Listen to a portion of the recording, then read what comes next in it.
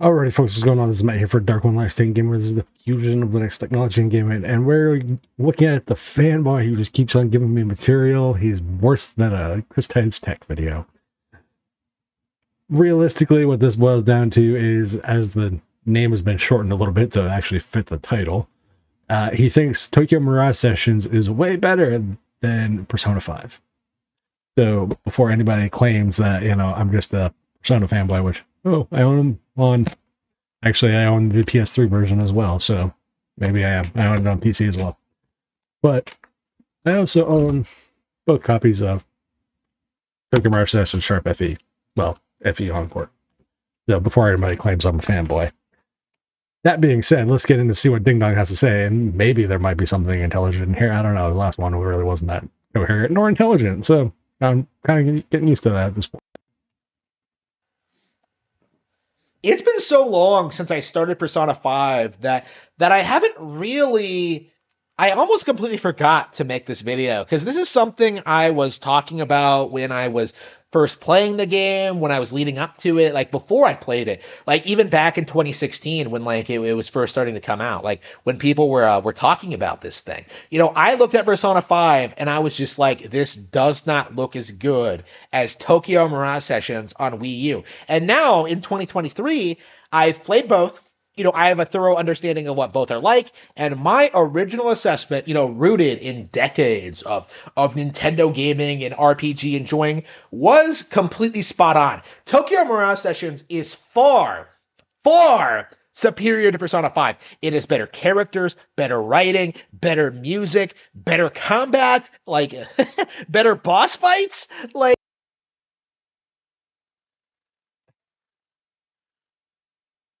Okay, so let's talk a little bit about this one. Well, actually, let's start with this one, and then we'll get into this version.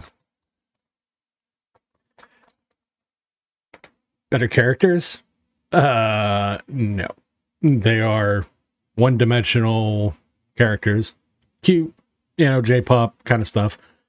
Tragic backstory, I'll give them that. Very SMT, ironic given the fact that, that's what this is all about. But it's about J-pop idols. So as far as the music, I will give this game one thing. The animated musical scores are fantastic. I will say that. Don't remember a damn one of them, though. Let's talk, content. That's not even in this version. We can go there. We can go about, oh my god, she showed some cleavage, end of the world. Like, it's not that good, bruh. To me, so this game, regardless of version, FE Encore or FE, is very much in the ilk of another game that they put out, which was Soul Hackers 2. Good game, but not great. They want this to be a pillar game. Guess what? It ain't. The fact of the matter is basically what he doesn't get into, and the severe problem with this game is dungeon design, watch, rinse, repeat, puzzle design, watch, rinse, repeat, looking at you for the pathing on the close to the end dungeon of the game where you have to go through the TV station and all the other stupid doors and all the other crap. Horrible design. Very much reminiscent of the flat, no-nonsense companion dungeon design of this. The combat is flashy. I'll give it that. The basically the assists that you get when you do a elemental attack that your opponent is weak to, it's very much in the same ilk of this, except for in this where you basically store charges. You have your run-ins in Encore. You have basically run-ins from other characters that aren't technically playable, but they're in the game, and it makes sense when you're in it. Or you can chain attacks with your other characters as they go about attacking weaknesses and stuff, and building up a combo meter that way. That's the junks of that entire combat system. It's flashy. The animations are way too goddamn long. I'll give you an example. The combat animations for this are way too damn long. There's a reason there's a fast forward button essentially in this version. Better? No. One-dimensional characters? Yes. Music? Arguable. I'll give music is very, very subjective, so I can't. It all depends on the personal flavor of music. I will say that it is a good score. Story? Are you the Idol Sphere? I mean, it's typical out there Atlas stuff. I mean, you know, Persona 4 Golden was about getting thrown into a TV world and getting murders and all the other stuff. So, you know, it works, whatever. But really, that's not an objective view, bro, and you know that. Like better dungeon design, like the fact that it has dungeon designs at all, it has better pacing, like a better story, like an incredible ending. Like Tokyo Mirage Sessions is a love letter to old school Fire Emblem fans and people who love turn-based RPGs. I was not expecting Tokyo Mirage Sessions to be as good as it was. And years later, I kind of look back on it as probably being my favorite turn-based RPG of the decade. Like, I can't think of anything else other than maybe like Fire Emblem Awakening is like a strategy RPG. Like, I'm talking like traditional, like, party member, Final Fantasy style, like, turn-based, party turn-based, like JRPG, like format with the dungeon format. Like, it's definitely my favorite Shin Megami Tensei game. Like, no doubt. Like, this game just hit it out of the park in that regard. Like, it was everything I like about the series, with none of the things that I found like off-putting or ridiculous or boring. Like, I just really, really, really, really enjoy Tokyo Mirage Sessions, and I've actually been thinking about like returning, booting up the Wii U and like playing it again on New Game Plus. I've already started a file on it actually, but I've been casually playing through it like every couple of years. It's interesting whenever I come back to it. Like, yeah, this game really is as good as I remember it being. It looks so bizarre, it's so strange, it's so different, and yet it works. Far better than Persona 5 with its like endless social aspects and stereotypical anime cliches and like. Now, I'm not one to say anything about anime cliches, just give them the shit that's around me. But I'm also aware of the anime cliches. Bruh, the material that some of the material that some of Persona deals with is a lot darker than some of the stuff Tokyo Mirage Sessions deals with. That's just reality. Like, I don't know what else to tell you, but like that is part of and parcel true. Just look at the simple fact of the On's story. You know, literally sexual favors for a teacher in order for a friend to, get somewhere on the team and all that kind of stuff. That is some dark shit. And then your friend trying to commit suicide by throwing themselves off a fucking building for it. That's some dark shit, bro. That don't exactly fit into the J-poppy world of Tokyo Mirage Sessions, which is supposed to be an SMT game crossed with a fucking Fire Emblem game, which has some Fire Emblem characters with the spirits and all that stuff, and the weapon forms or whatever the hell they call it. It's been a while since I played it, but realistically, nah, dog, you're just wrong. And it's okay. Like, if you like TMS, cool. Like, it's not a bad game. It's like, it's just not a great game. That's why I compare it to this, or I compare this to that, because they're very much in that same ilk. They're good games. They're just not great games. But if you think they're a great game, that's fine. But objectively, taking your fanboyism away and looking at it, it's not a great game. It's a good game. And like characters that don't evolve or grow throughout the plot. It's a wish fulfillment aspect. It's poor overall plot. Like the lack of engaging story structure and just how needlessly long it is, and just the trivial, boring combat, and like You do realize the combo system in TMS is based around that of SMT and what was found in Persona, you dumb chode.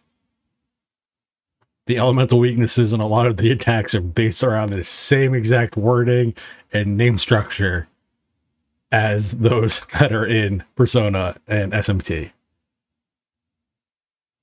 So, like TMS all you want, but you're ignoring like factual stuff that is based around. Again, like the game, love the game, think it's a great game. Don't care, that's your personal prerogative, but remove the fanboyism when you do. And look at it as like, I love a game called Dex, but it's not for everybody, and it's not perfect. And I am well aware of that. Still a great game to me, and probably one of my favorite Cyberpunk games. Like, Persona 5 just does not work. You know, at its core, it just does not work. I know a lot of people like to say that this is a huge success and this is a big thing for JRPGs, and that like it proves that like turn-based classic JRPGs can still be successful in the modern era, that the Final Fantasy narrative that like this stuff doesn't sell anymore is wrong. And yeah, I agree with that. Like, in a lot of ways, I find myself like not really willing to criticize Persona 5 to the same extent as a lot of other games, because at the end of the day, like, yeah, there are things to like about Persona 5 as well. It does have good music. It does have like a really interesting kind of vibe to it. Like, I like how chill it is. I like just kind of like chilling out to it sometimes, but like the characters are so annoying. Like it's so repetitive. It's just like, it just does not work at its core, right? Like, when I compare it to Tokyo Mirage Sessions, which had a way more likable cast, which had way better combat scenarios, which had way better like this and that and like stuff basically Tokyo Mirage Sessions does everything better than Persona 5. Like, no, like if it had a better combat system, why the fuck did they give you a quick level up in the fucking Sharp FE edition? Gold bars and all the jazz. That way you can make all the money and speed run the game. Because that was the biggest complaint about the original, was that the combat was tediously hard, obnoxious, and long. And when I say long, specifically around the combo animations of your party. As far as character development, there's character development. They found their inner song. Cool. Cue big J-pop moment. That's basically what it boils down to. They found their inner idol sphere. Like, and I think nobody wants to admit it, because nobody wants to admit that Persona could be outdone by like this B studio on Nintendo hardware. Like, being a Nintendo fan, got to experience the better game on Wii U before you even got Persona 5. Like, by the time Persona 5 came out, I was playing Breath of the Wild. So I know perfectly well that like Persona 5 fans missed out on the better experience, right? If it's a better game for you, cool. If someone thinks Persona 5 is better, cool. If you're objectively looking at them, Tokyo Mirage Sessions is more of that. Objectively.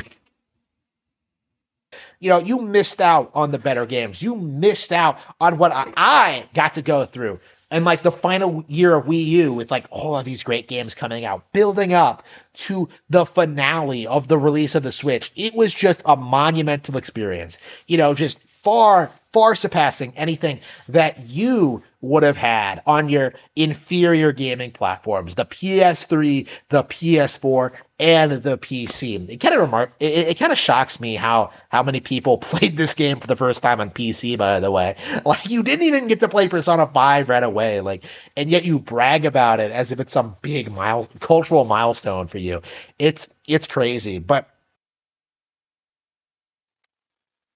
whether or not it's a cultural milestone, it's more about the fact that a series that has traditionally been locked to a singular platform is now widely available on multiple platforms.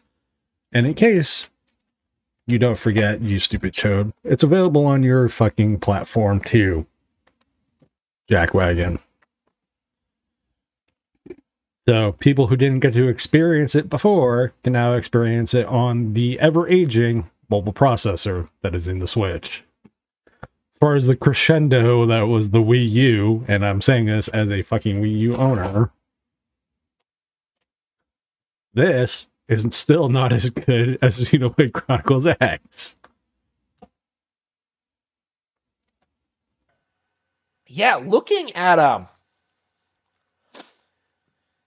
back on it, like thinking back on the experience, like yeah, Tokyo Mirage Sessions, there's really nothing wrong with the game. And it really is one of those titles that I think a lot of people like look down on for a bunch of like really petty reasons, like the visuals, like being so stereotypically anime, being like the theming of like being like in the entertainment industry. I love the fact that you bring up the fact that it looks too anime. You criticize Persona for being too anime. Funny how that works. No, the criticism for the idol sphere and the idol stuff and the J-pop sensation stuff is the fact that it's supposed to be an SMT game mixed with Fire Emblem, which traditionally, storyline-wise, have been fairly dark games. This is about as bubbly and 180 from that as you can possibly fucking get from the aesthetical point of view. Like, I think that put a lot of people off, and I can totally see why, especially in the States. But, actually playing the game, actually experiencing it, like getting involved, getting invested, like it's like watching something like Hajime no Ippo, honestly, where you just get invested in what the characters are doing and what they're going through, and like unlocking new party members, and just becoming more and more like engaged with the story and the plot and like with the gameplay, and just like just having a fantastic experience with what's happening. It is unbelievable to think it's been like 7 years since this game came out. It came out in like June 2016. It's been a long time, and unfortunately it seems like the game's never going to get a sequel. We're never going to see it again. It got a re-release on Switch that also got mired with controversy because of like certain circumstances. It is unfortunate that like this specific game got like railed so hard by the community simply because it was a Nintendo exclusive. And I do think that's like what this boils down to, right? Like the real reason Tokyo Mirage Sessions was so religiously hated by so many people. Same with Fatal Frame 5, same with Devil's Third, same with Xenoblade Chronicles X, 2, and 3. Same with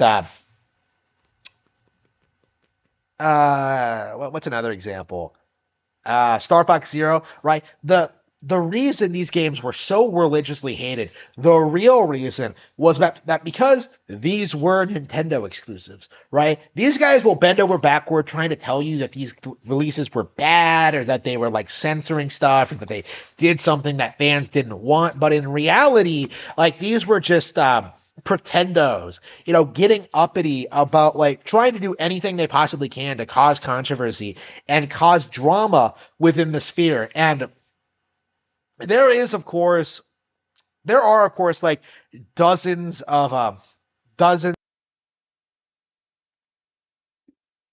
Devil's Third, a good game, bruh. I own it on the damn system.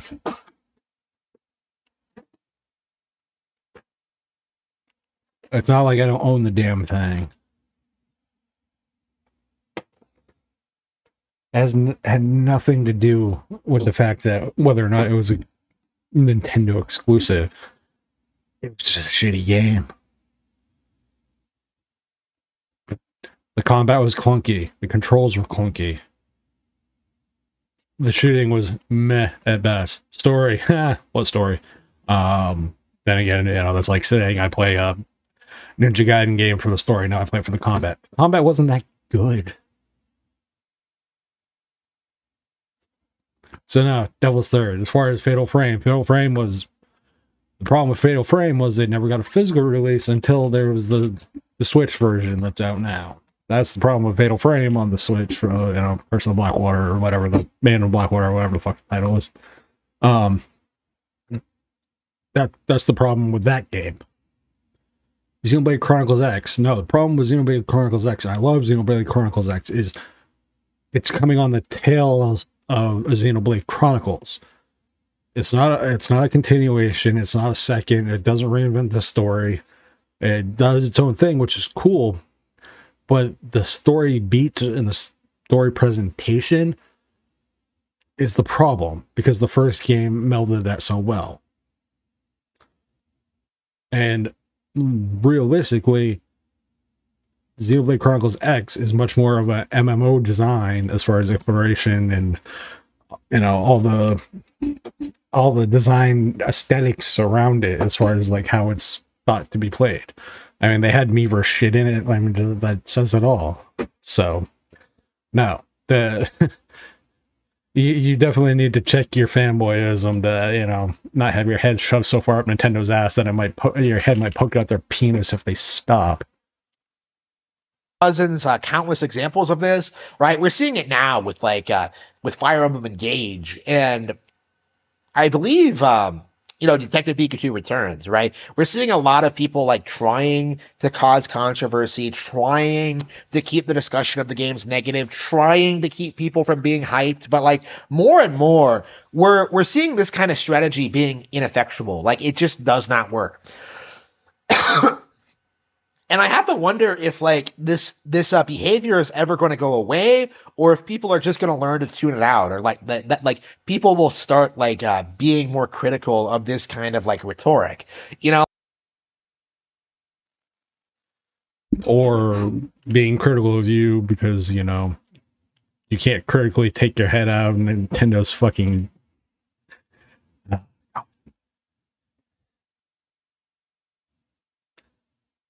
When you stop jumping up and down in Nintendo's lap, and I'll leave it at that.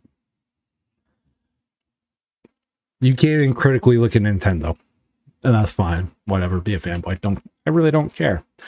The fact of the matter, though, is if you realistically look at these games, like Fire Emblem Engage, the presentation and the combat are fantastic. The story, comparing it to Three Houses, is fucking atrocious. If you want to talk about tropey anime, bro, there you go. You have anime design. You have no memory. Classic cliche for a JRPG. So, like, if you're gonna claim something for story beats and all that stuff on like Persona, also claim the problem with story beats and stuff on the games that you ride or die for. Apparently, I kind of spoke out against like the way 13 Sentinels was treated when like that came out on PS4 and people were trying to say it was censored, and like it was actually perfectly fine. Like, a lot, like, it's just this kind of behavior really impacts the performance of niche games like this abroad, right? Like, we are never going to get like Tokyo Mirage Sessions 2 because of the ridiculous way this game was treated when it was first announced. And that is kind of a shame, I think. Because it was pitched to the community as an SMT game. Did you play SMT 5? For what story is there? It's dark as fuck. Most Fire Emblem games, besides Engage, dark as fuck. What did we get? Not that. Like, I would like to see a sequel. I would like to see like more of a traditional JRPG like Fire Emblem experience. Like, I would like to see like them expand on the idea with a sequel, but unfortunately, it seems like it's not going to happen. Unfortunately, it feels like they're just going to I don't know, move on to the next project. And it is very unfortunate. I think this game is super underrated, and I would like to see more titles from the studio. I believe like recently they moved on to like Soul Hackers 2, and that came out, and like that got like a lot of flack because, because of like certain decisions they made. like very unfortunate. I would like to see this team do well. They're probably my favorite studio at Atlas right now, like involved with Atlas right now, and I would like to see them do better. Like I would like to see them put out more high quality JRPGs on Nintendo hardware. And I would like for you to stop rotting my fucking brain with your fanboyism. But so here's the deal. This specifically and this are the things that they have in common the most. You want your Tokyo Mirage Sessions 2, go play Soul Hackers. That's the reality. It's not the criticisms around censorship and all the other stuff is, why are you, oh, we gotta change it for Western sensibilities. No, fucking give me the design that you guys originally gave, which is a valid fucking argument.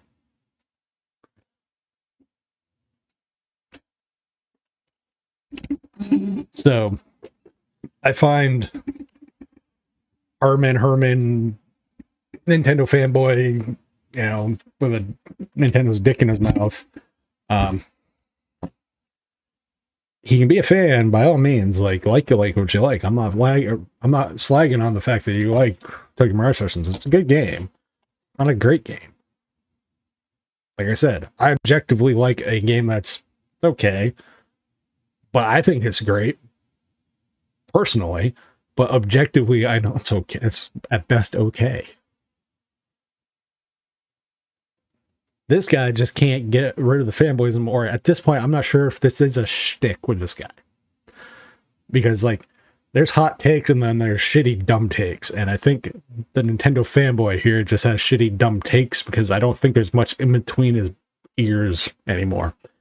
Because it's literally bled out Team fucking Red. And I don't mean AMD, I mean Nintendo. You know, there's the joke about a big blue E or a big green N. Well, he's got a big red N, which stands for...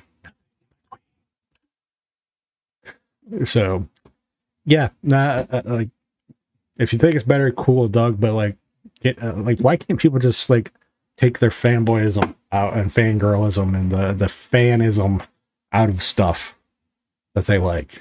It's not hard. It really isn't.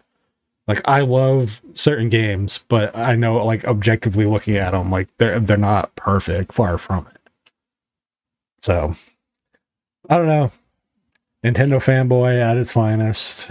Console fanboy at their finest. Do you, dude? That's all I can say. As far as TMS, go play Soul Hackers 2 if you want, then TMS 2. That's all I can tell you. Wait. Is it even available on the Switch? That's a good question. I want to find out. I don't think it is.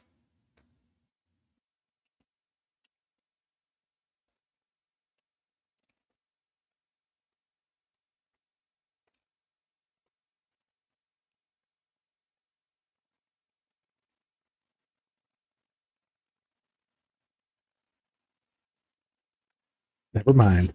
I guess you can't play the continuation that would be so that would be Tokyo Mirage Sessions 2, essentially.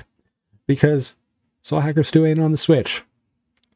I tell you to go play it on something else, but I don't honestly think at this point you probably have anything else other than Nintendo's dick in your hand. That would be where the Joy-Cons go. And again, if Nintendo's dick in your hand is what you get joy out of, I guess that's a Joy-Con for you.